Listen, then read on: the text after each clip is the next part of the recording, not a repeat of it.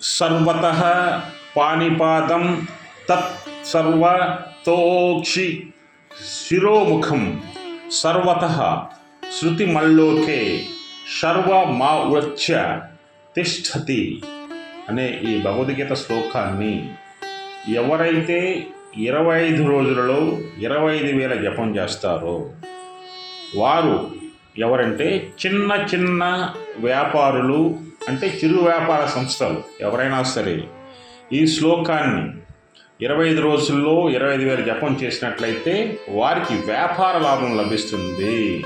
వారు అనుకున్నటువంటి కార్యాలు సిద్ధిస్తాయి. వారు వ్యాపార రంగంలో విజయం సాధిస్తారు.